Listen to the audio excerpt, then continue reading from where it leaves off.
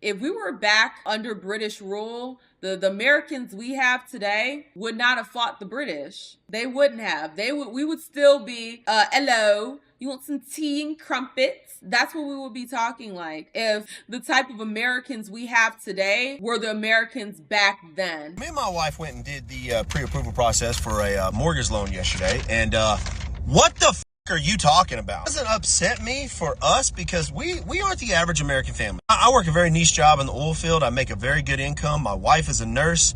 She does very good for herself, and combined, we have a very comfortable living in our home. But for the average American, this is way far out of reach. In our area, we live in East Texas, okay? A good home is going to be at least $400,000, if not $450 to $500. Okay, I try to explain this to my mom. She's telling me, "Oh, y'all just go get you a little $200,000 house."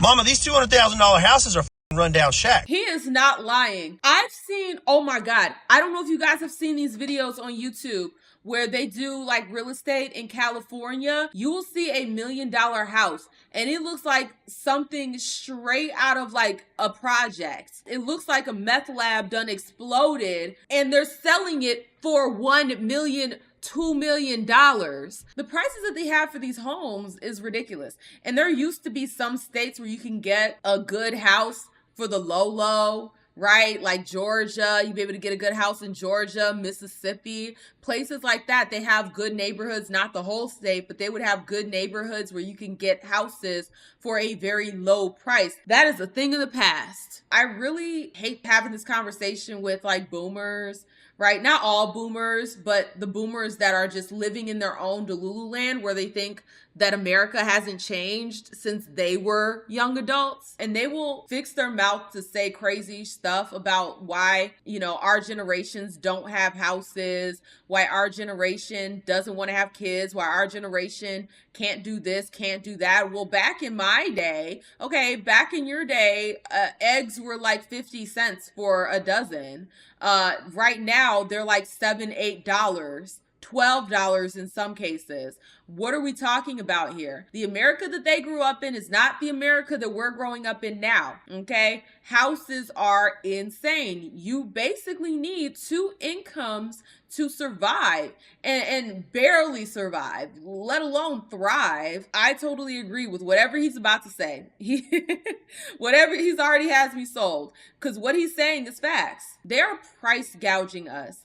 And I'm so disgusted by it because I know that there's something very insidious happening with this. They want to make houses so unaffordable that everyone becomes renters. It's that, I forget who said this, own nothing and be happy. I think that's the phrase. That's essentially what they're trying to do. That's why even if you're trying to like rent, right, already still not owning anything, if you're trying to rent a house, it's hard. It's extremely hard to rent from actual people. It's always some kind of company, some kind of slumlord company that's not going to take care of the property, that's not going to make sure that when you complain about different problems happening in the house or in the apartment that it gets fixed.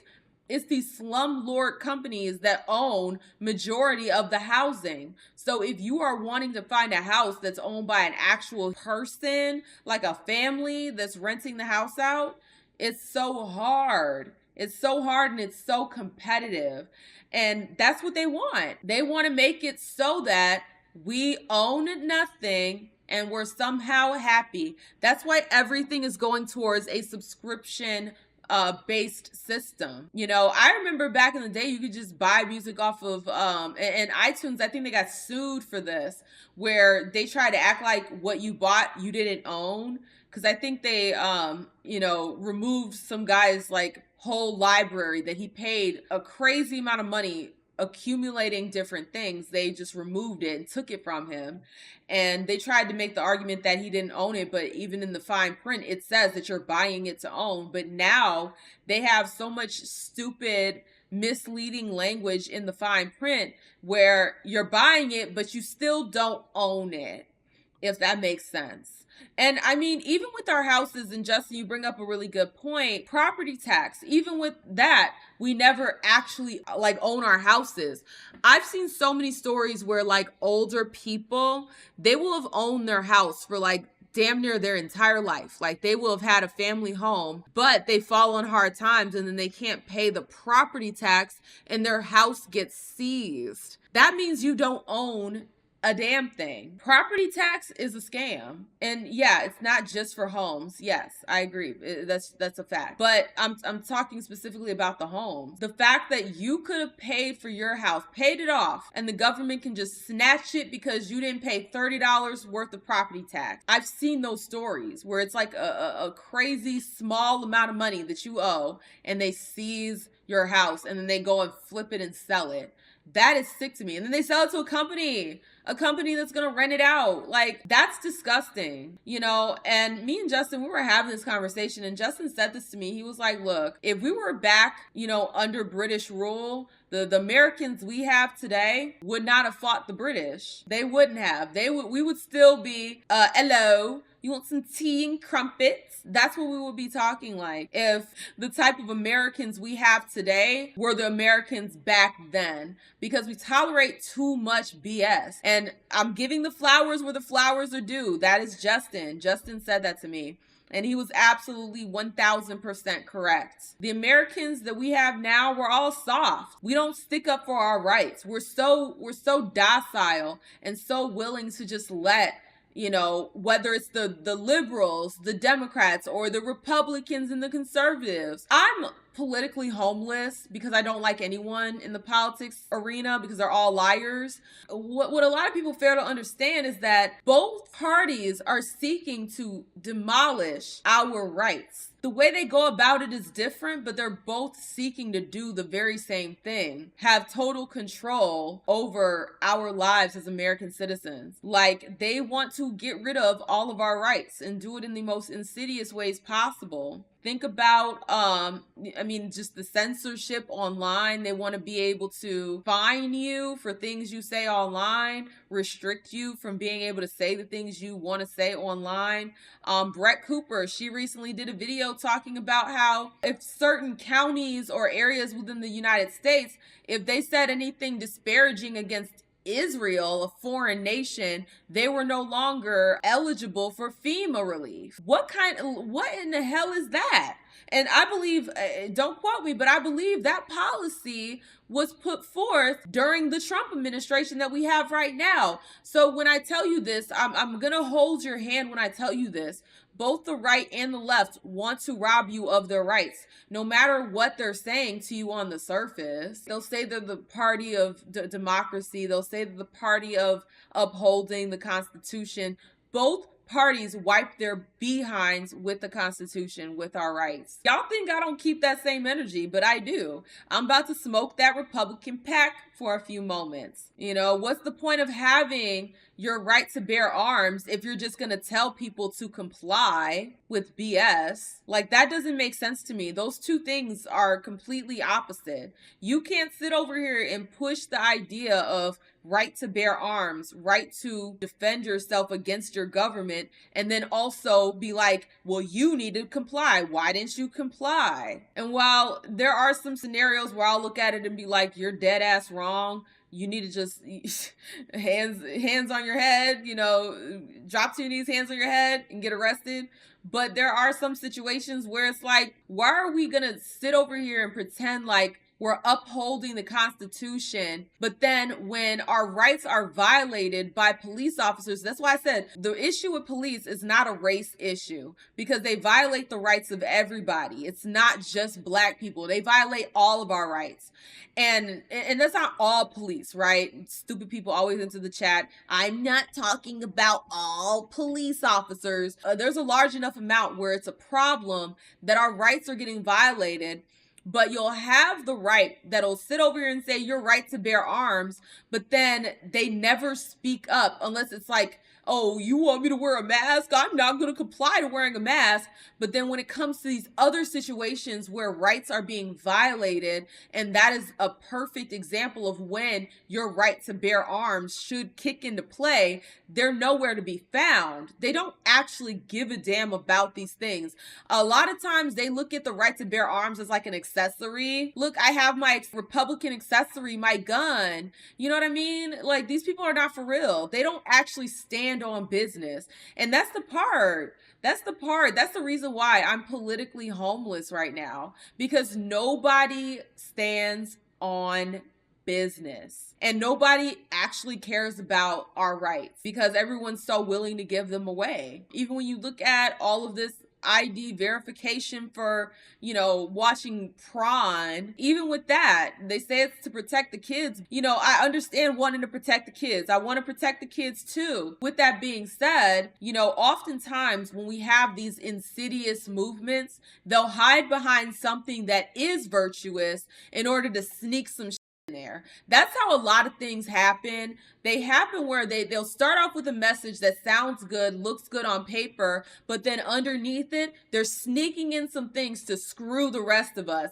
that has nothing to do with that virtuous cause that they put as the face of it. I hope you guys are following me. I don't want to get too deep. A lot of people will hear what I'm saying, be like, oh, you're just wearing a tin hat. You're just a conspiracy theorist, but it's like the patterns are there. I'm just recognizing it. To be honest, I have more issues with the Democrat Party because of how grimy they treat black people. Like, black people have been riding for the Democrat Party for so long and they've done nothing for us. They've actually done more harm than good. So it's like I have a personal vendetta. I'm disgruntled with the Democrat Party, right? So that's why I get on them more often than not. But understand, I have issues with everybody. I do, because nobody keeps that same energy, and it's sad.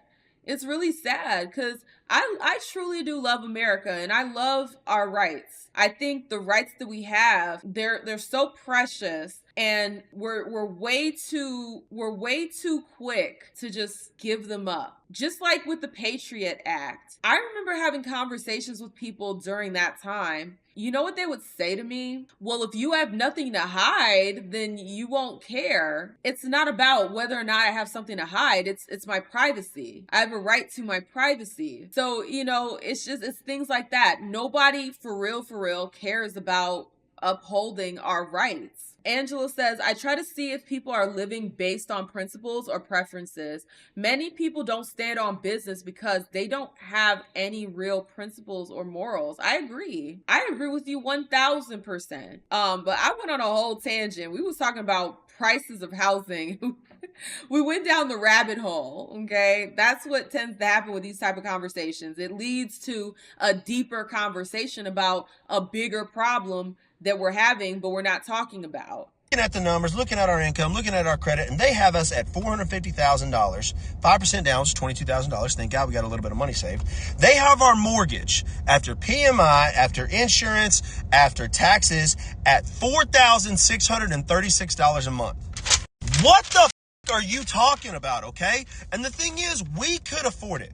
We actually could afford to spend that money on a mortgage every month. But a $5,000 mortgage? Who are y'all selling these houses to? Gray Alien, you're absolutely right. It's crazy though. You have money saved up, then boom, it's gone. Let you get sick, and then these insurance companies grape you out of your money. You pay all this money into health insurance, and then they tell you they can't freaking cover you after you've been paying into them for years. Never been sick. You get sick one time. They tell you they can't do a damn thing for you, even though you've given them about $20,000, $30,000 over a long period of time, but they can't pay for your medical expenses because it's outside of your policy. This is why we need humor, because the world is messed up. This is why we need to be able to laugh, because if we don't, it's just going to be depressing, right? It's just just gonna be to the point where you'll think like, what's the point? You won't be able to find the point. It's so important for us to be able to laugh, because without laughter, this is just some BS. Without laughter, this is just,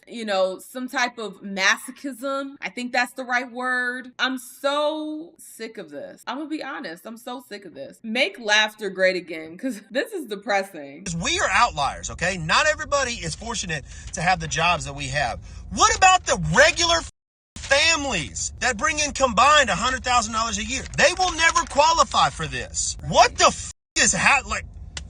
And then you'll have the boomers that'll get on here and they'll be like, oh, well, why don't you just move out? Like, there's a lot of millennials that are living with their parents because of how the economy is. And you'll have boomers that'll get online and try to shame them for living with their parents. And it's just like, society is not what it was 60 years ago, Sharon. Okay, no offense to any Sharons. No offense to you, but I'm just saying, Gertrude, no offense to the Gertrudes. Life is not the same as it was back in your day. And this is the reality of what we have to live with. So you have to make smart choices for yourself so that you can survive. And this kind of goes back into that conversation about the weaves. Okay, women going to line up to try to get these weaves and things like that, because when you have nothing, you're gonna show out to make it seem like you do have something. That's why a lot of women will spend the little bit of money that they do get their hands on to look like they have more money than they actually do. And that's not a racial thing. People in general do this, and it's just an indicator of a recession. It's an indicator of poverty. It's an indicator of the economy going into